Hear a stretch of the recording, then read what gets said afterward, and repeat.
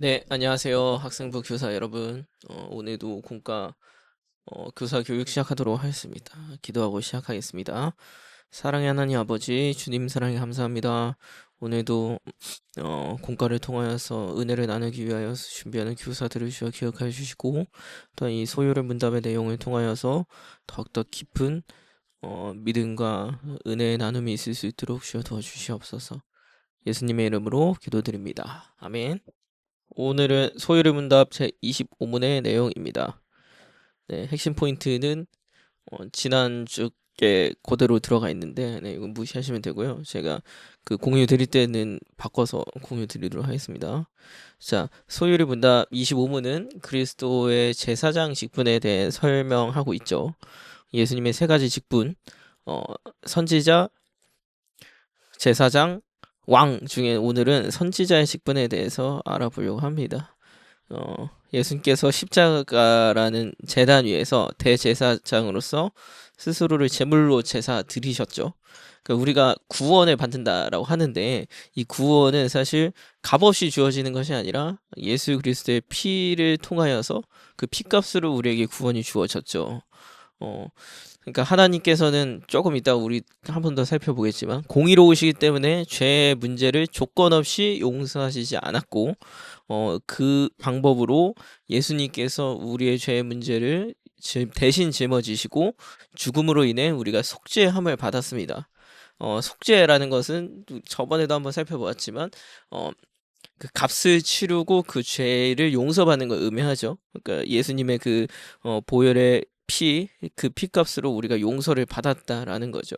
그래서 우리 입장에서는 우리의 어떤 희생 없이 이러한 속죄함이 주어졌기 때문에 값없이 우리가 구원받았다라고 하지만 예수님께서는 우리의 그 죄를 위하여서 피 흘리심으로 스스로를 속죄 제물로 드리심으로 그 값을 치러 주셨다라는 것. 이 사실을 우리가 제사장의 직분에 대해서 알면서 조금 더 함께 살펴보기를 원합니다. 자, 그래서 첫 번째 질문. 제사장은 어떤 직분입니까? 제사장은 백성들의 죄를 해결하는 직분이다라고 책에 쓰여져 있죠. 그러니까 선지자가 말씀의 선포를 통해 회개를 촉구를 한다면 제사장은 이 죄의 문제를 실질적으로 해결하는 역할을 감당한다고 할 수 있겠습니다. 제사라는 것 자체가 어떤 죄의 문제를 해결하는 일이잖아요. 그러니까 선지자는 말씀의 선포를 통해 회개를 촉구하고 제사장은 실질적으로 그 죄의 문제를 해결하고, 그렇다면 왕은 무엇이냐? 그렇게 구원받은 우리가 이제는 하나님의 말씀을 따라 하나님의 백성으로 살아가는 데에 그 우리를 다스리시는 왕의 역할을 예수님이 감당하신다라는 거죠. 자, 두 번째 질문은 그래서 구약의 제사장들은 어떻게 제사장 직분을 수행했습니까? 자, 레위기 1장 2절 이렇게 나옵니다. 이스라엘 자손에게 말하여 이르라 너희 중에 누구든지 여호와께 예물을 드리려거든 가축 중에서 소나 양으로 예물을 드릴지니라. 소나 양과 같은 짐승으로 제사 드리는 것을 통해 제사장 직분을 수행했습니다. 구약의 제사장들은 여기서 이제 짐승으로 제사를 드리잖아요. 그러니까 인간의 죄를 소나 양에게 전가를 시켜서 그 제단에서 제사 드림으로 죄를 용서받았어요. 그러니까 구약에서는 눈에는 눈, 이에는 이, 생명은 생명으로 갚아야 되거든요. 그러니까 죄의 문제를 해결하기 위해서는, 그러니까 죄의 결과는 사망이니까 그 사망의 문제를 해결하기 위해서는 그 죽음으로 자신의 생명, 피값으로 해결을 해야 되는 거예요. 근데 그 내가 죽지 않기 위하여서 그 재물에게 나의 죄를 전가시키고 그리고 그 재물을 바침으로써 하나님께 용서를 받았다라는 거죠. 넘어가겠습니다. 자, 그래서 예수님은 어떻게 제사장의 직분을 수행하셨습니까? 예수님은 어떻게 제사장의 직분을 수행했냐? 음, 히브리서 9장 11절 12절 말씀인데 그리스도께서는 장래 좋은 일의 대제사장으로 오사 손으로 짓지 아니한 것 곧 이 창조에 속하지 아니한 더 크고 온전한 장막으로 말미암아 염소와 송아지의 피로 하지 아니하고 오직 자기의 피로 영원한 속죄를 이루사 단번에 성소에 들어가셨느니라. 영원한 속죄를 이루셨다. 오직 자기의 피로. 그러니까 구약의 제사장들은 소나 양과 같은 짐승으로 제사를 드렸는데 예수님께서는 자신의 몸으로 제사를 드리셨고 또 단번에 드리셨습니다. 그러니까 예수님의 몸에는 무한한 가치가 있기 때문에 예수님이 십자가에서 흘리신 피는 단번에 우리의 모든 죄를 해결할 수 있는 그런 능력을 가지고 있었다라는 거죠. 그런 가치를 가지고 있었다라는 거죠.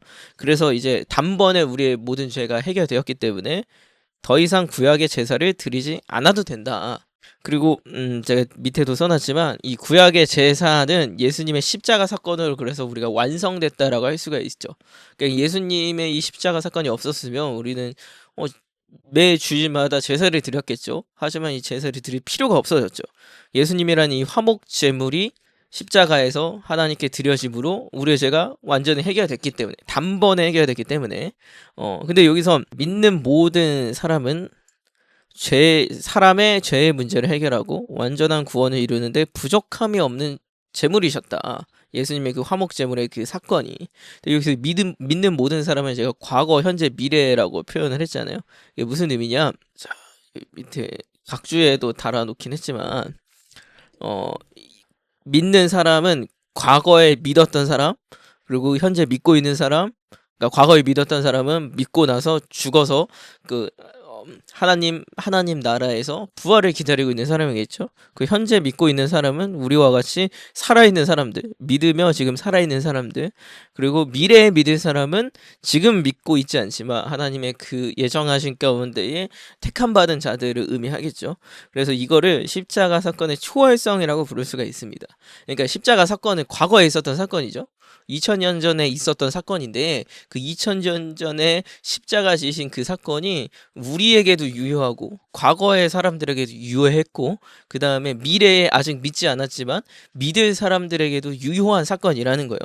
그러니까 하나님은 모든 시간선 위에 존재하시는 분이기 때문에 그 십자가 사건은 시간을 초월하여 과거의 사람들에게도 구원을 주고 지금 현재 우리에게도 구원을 주며 아직 믿지 않지만 후에 믿게 될 자들에게도 구원을 주는 사건이었다라는 겁니다. 그래서 주님의 그 택함받은 백성은 이미 십자가 사건에서 예수님과 함께 죽고 그 죽음으로 죄의 문제가 해결되었어요. 그러니까 좀 엄밀히 따지면 그 믿음을 가지게 된다라는 건 무엇이냐? 우리가 이미 구원받았다라는 사실을 깨닫는 과정이라는 거죠. 그러니까 예수님의 그 십자가 사건으로 내가 나의 죄가 해결되었구나를 깨닫는 게 바로 우리가 믿음을 가지고 구원받음을 깨닫는 그런 사건이라는 겁니다. 자, 넘어가도록 하겠습니다. 네 번째 질문. 예수님이 자신의 몸을 제물로 드린 결과가 무엇입니까?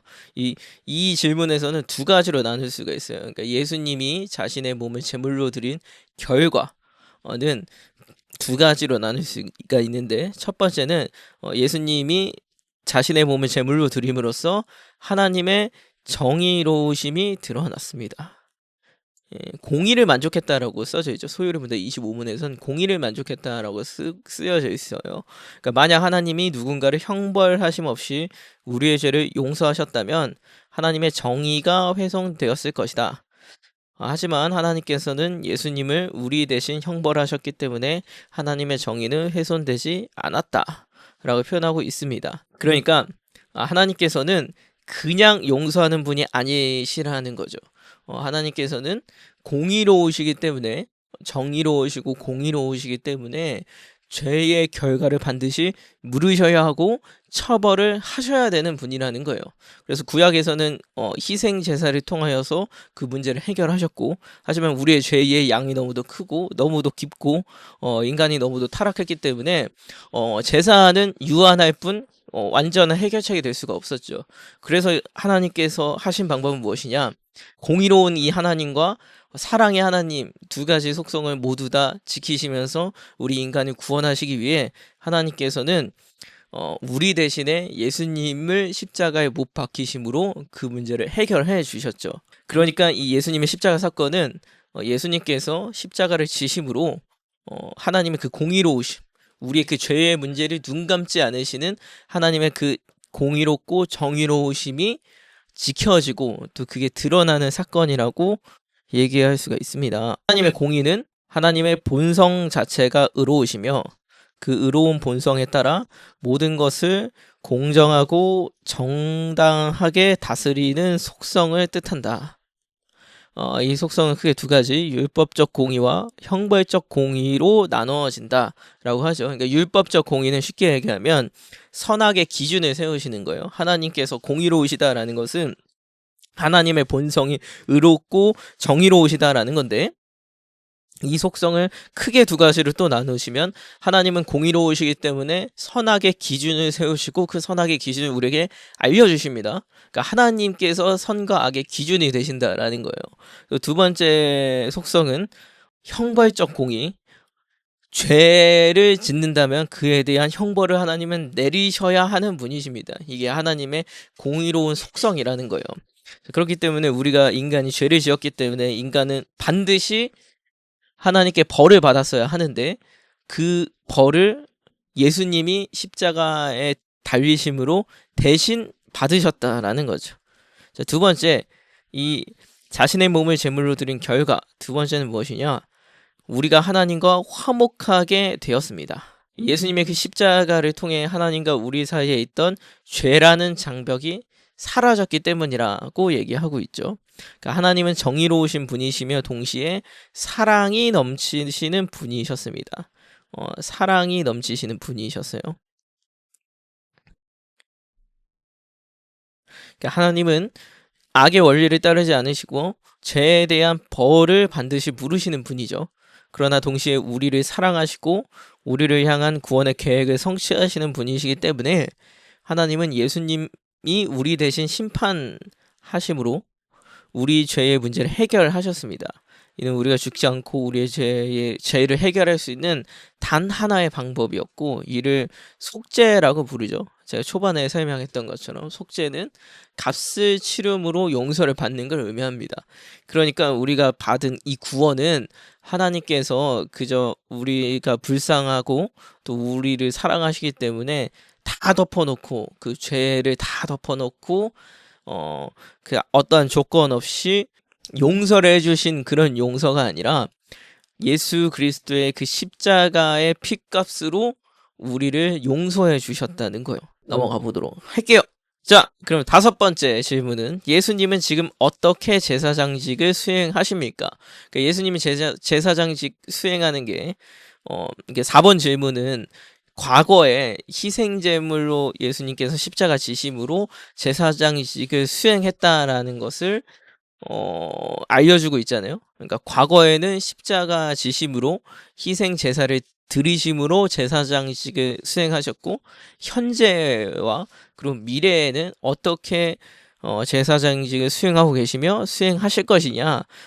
로마서 8장 34절 말씀은 이렇게 얘기합니다. 누가 정죄하리요? 죽으실 뿐 아니라 다시 살아나신 이는 그리스도 예수시니 그는 하나님 우편에 계신 자요 우리를 위하여 간구하시는 자신이라. 예수님께서 어떤 분이시냐? 하나님 우편에 계시고 우리를 위하여 간구하시는 자다. 그러니까 제사장의 직무 중에 하나는 백성을 위해 중보기도 하는 직무가 있었죠. 그러니까 예수님도 마찬가지라는 거예요. 그 예수님이 성육신하여 이 땅 가운데 오셨을 때는 십자가 지심으로 희생 제사를 드리셨고 이를 통해 제사장직을 수행하셨지만 지금은 어떻게 수행하고 계시냐? 바로 이 중보 기도하는 역할을 통하여서 제사장직을 지금도 수행하고 계시다라는 겁니다. 그래서 예수님의 이 제사장직은 단번에 죄의 문제를 해결하시고 지속적으로 중보하시는 이 단번에와 지속이라는 두 가지 방법을 동시에 수행하고 계신다라는 거죠.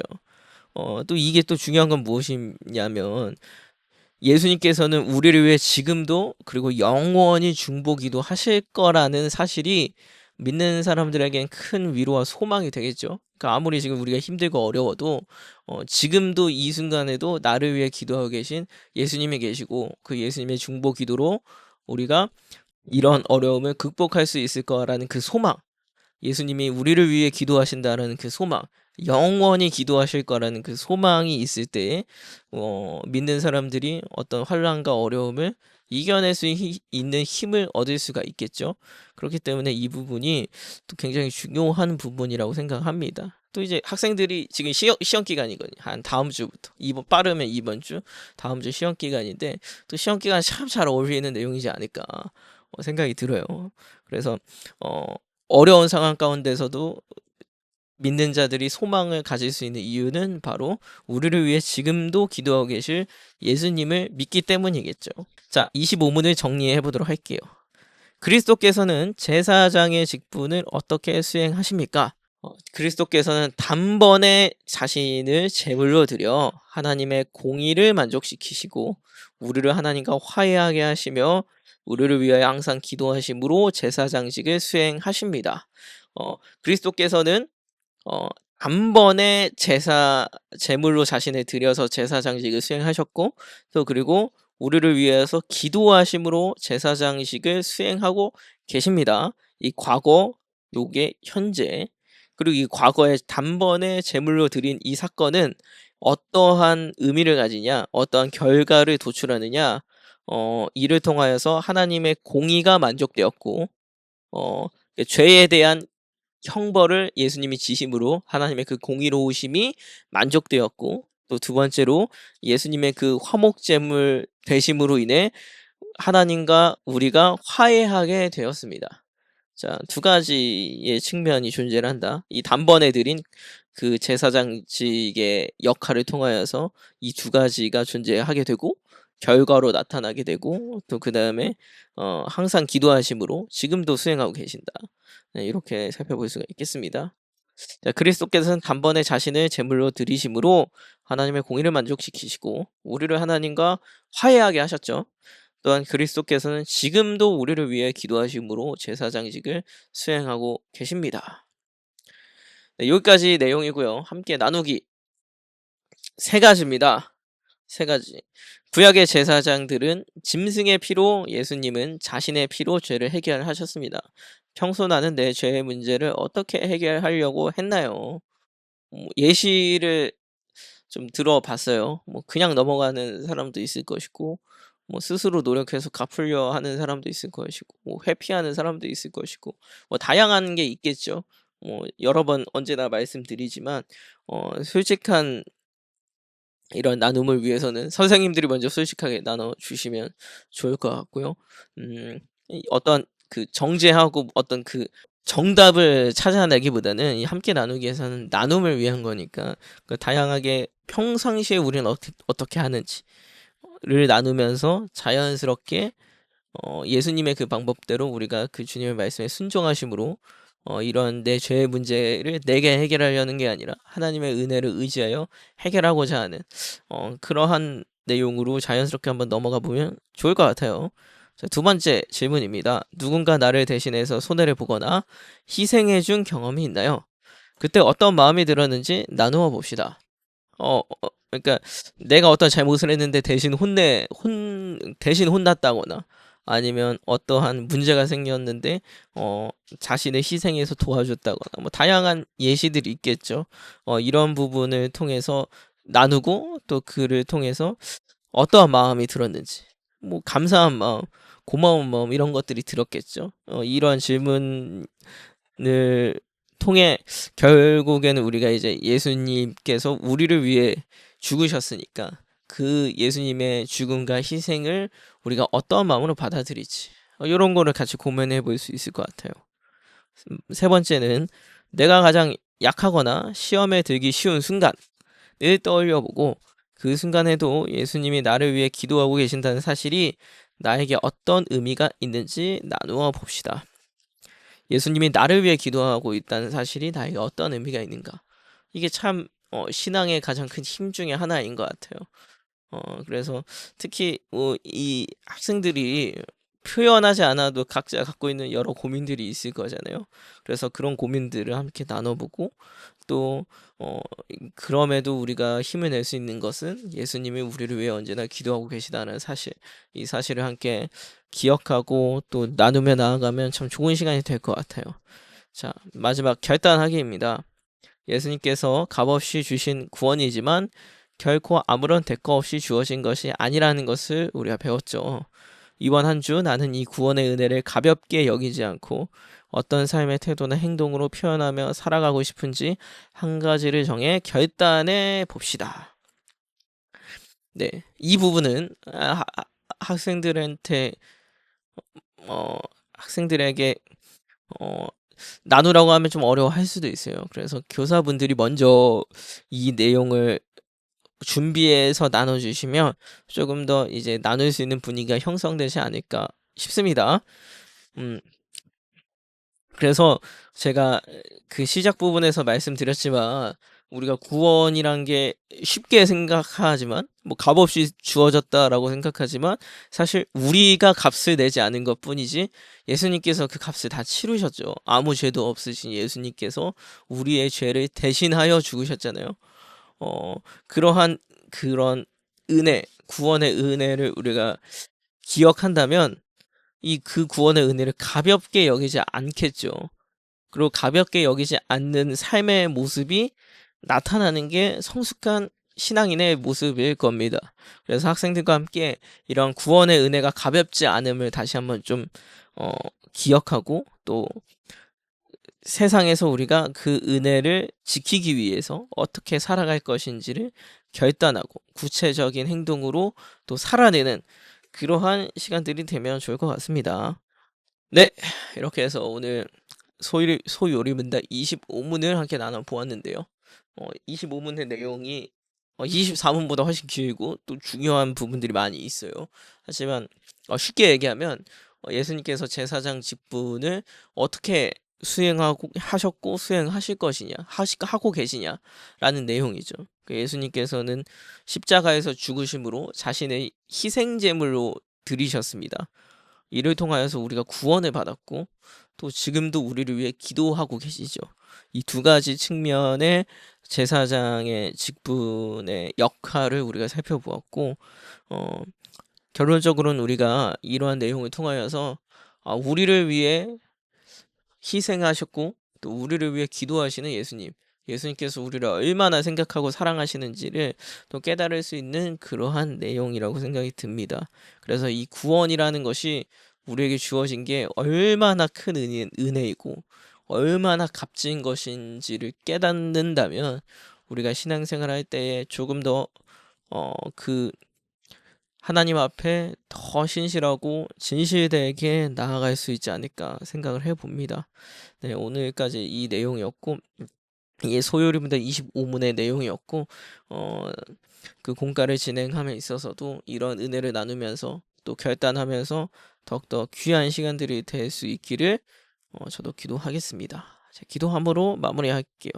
사랑의 하나님 아버지 주님 사랑에 감사합니다. 오늘도 소요리 문답 25문을 통하여서 함께 은혜를 나누며 나아갑니다.